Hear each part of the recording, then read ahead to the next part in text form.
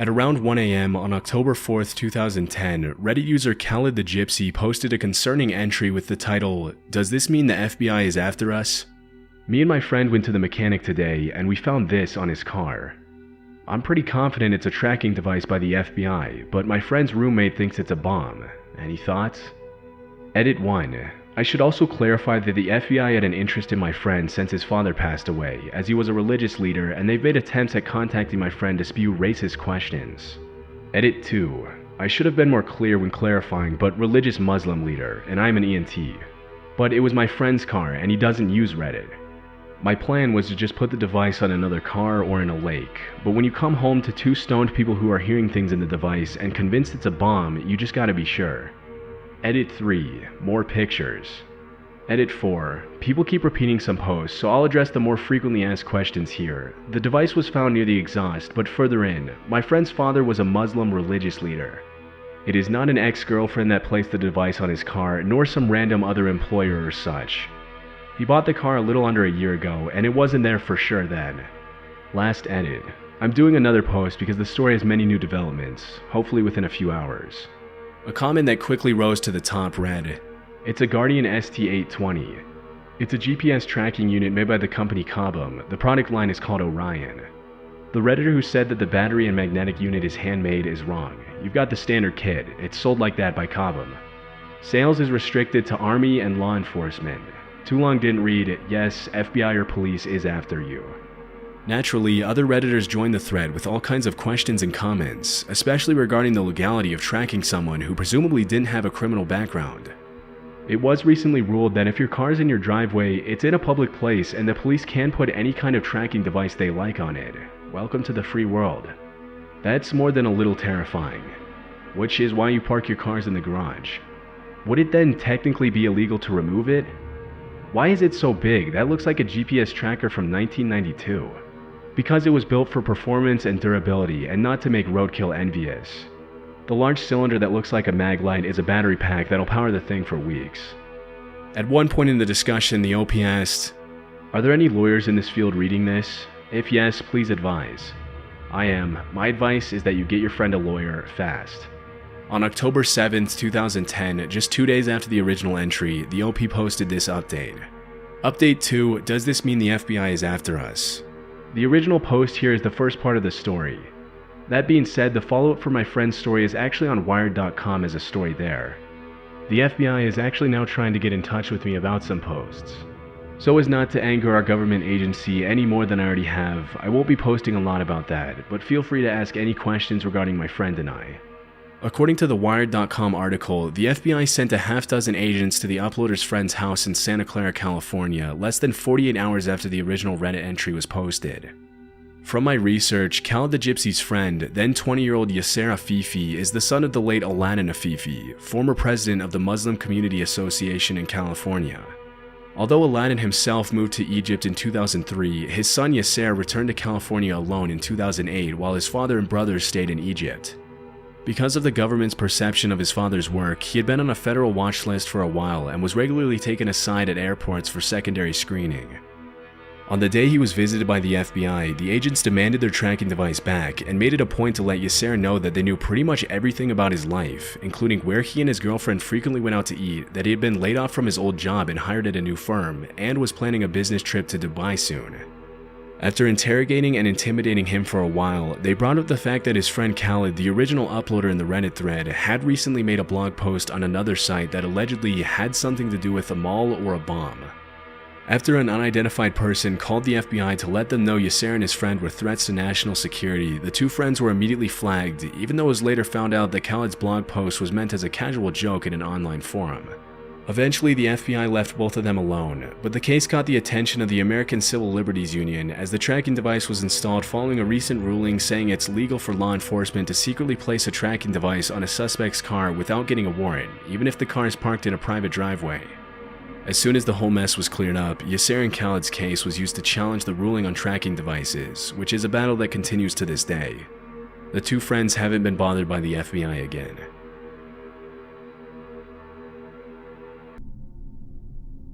In 2011, the subreddit The Truth Is Here was created for people to share personal encounters with the paranormal and unknown. Since its creation, the subreddit has seen a lot of odd and interesting posts, with some of them rightfully being very disturbing. On September 9th, 2013, a user posted the following entry from a now deleted account. This is not something I feel I can discuss with my family or personal friends, but I'm losing my mind here, so I feel the need to work through it with someone. As such, I'll try to give as many details as possible, but I don't want this getting back to me, and I feel a throwaway account would cost credibility. Here's what's going on. I lived in this apartment complex 4 years ago when I was 16 years old. We did not stay here long due to problems with the lease, but during that time I spent quite a few hours walking around the grounds. Now, on the east side of the complex is a bike trail that's raised up on a slope. It makes a half circle around the complex and then carries on into the rest of the city. One night, I was walking my dog Shasta along this trail. It was around 10 p.m. in May, so it was pretty dark at that point. I reached the bend in the trail where the path leaves the complex, and there was a guy standing there. White guy, maybe 35 years old. Couldn't see his eyes. He was not doing anything. Smoking, walking a dog, tying his shoe. He was doing nothing at all. He was wearing a puffy down coat and had his hands in his pockets, and he was just staring at me. I laughed a little and tried to make that awkward kind of conversation that you do when you bump into a stranger, but the guy said nothing, just kept staring. So me and the dog sidled around him and walked on. But I eventually got nervous and cut through the trees to get back to my apartment without going on the trail again. I knew the way home from there, even without the trail, but here's the thing, the second I stepped off the trail, I can't remember anything past that. It was like I blinked, and suddenly I was in the hall inside my building, turning a key in the lock of my apartment. Fast forward 3.5 years, I was 19, 7 months pregnant, and moving into a new place with my fiance. As fate would have it, we moved back to the apartment complex I lived in when I was 16. It was cheap, it was comfortable, and near where my fiance works. We ended up in a unit 4 buildings down on the east side of the complex, directly across from the bike trail. A week into living there, I went to take out the trash. I would have had my fiance do it, but I wanted to get off my feet, so I waddled outside to the dumpster. The dumpster, which is right next to the bike trail. I closed the lid on the dumpster, and after the bang of the lid, I hear someone talking. Look up, and guess who is standing on the bike trail? You guessed it, white guy, mid-30s, and still wearing the same down coat. He had a cell phone to his ear, but not the new, flat kind. It was an older flip phone, circa 2005 or so. Anyway, he was talking into the phone, and he sounded pissed. He was cussing at someone on the other end, someone named Lauren. But you know how when people have a phone conversation and they tend to duck their heads down and not look at other people? Yeah, he wasn't doing that. He was looking right at me. After a second of this, I started backing up, and he started walking toward me. After a second, he was off the grass hill and onto the parking lot, and he took the phone from his ear. He then started snapping it into pieces, tearing out the antenna, breaking the screen off, and angrily throwing them all onto the parking lot ground, still looking at me. I turned around and ran back into the building as fast as I could, and I don't remember what happened next. Next thing I knew, I was on a bed in the maternity ward. There was a fetal monitor strapped around me, and I had a saline IV in my arm. My fiance was there. After a bit of confusion, we worked out this.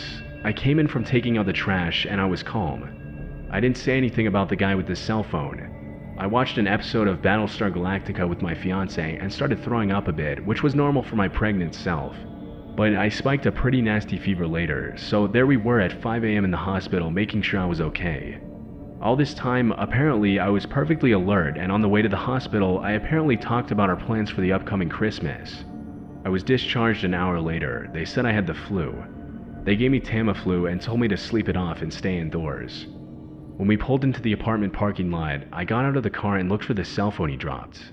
It was there, but it looked like it had been run over, probably by us, and was cracked into dozens of pieces.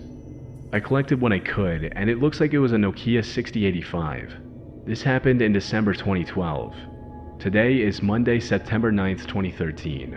I have not seen the man in the down coat since then, until this morning. My fiance, yep, still not married, leaves for work at 6 a.m. Not working until 1 p.m. myself, I'm usually still asleep at this point. Around 8 a.m., I got up and put a robe on because somebody was knocking on our door. Shasta was growling at the door, which was a little unusual. She will typically bark at people, but never growl. I told her to go to her kennel, and she sulked away, and I answered the door. I should have looked through the peephole first, but I didn't, and I cannot express how much I regret that. The man in the coat was on the other side. I remember seeing him, and I remember wondering, why is he still wearing that coat in this weather?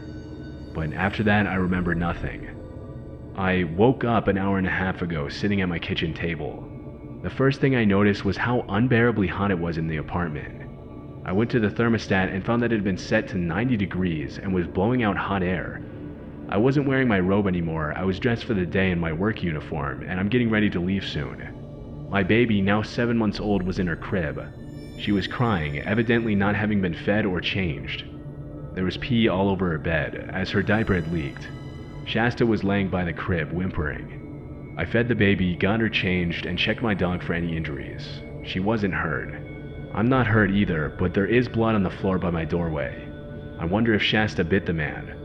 I don't know, he's gone, and from what I can tell, nothing has been stolen from the place. What do I do now? Edit. In case it's not obvious, I seem to have lost an hour and a half in this last encounter. It was 8:07 a.m. when I got up, and by the time I had the sense to check the clock again, it was about 9:45. Due to the level of detail the user provided, it seems unlikely that the story was made up for attention. In fact, nobody in the thread accused her of lying at any point, which is pretty rare in online forums. Most people immediately recognize the uploader's problems as symptoms of a serious neurological issue. I'd go to the doctor. I really hope not, but what if you have a brain tumor? It could cause some vivid hallucinations. Also, losing time is typical of a seizure. It could be many things, but I hope it's really just something that has nothing to do with health.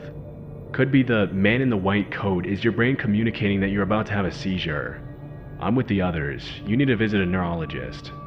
Unfortunately, since the account that made the post has been deleted, there was no way for me to find any potential updates made by the uploader. However, she didn't reply to any of the comments made on the thread she started, which means she was either able to get the help she needed, or something ended up happening to her.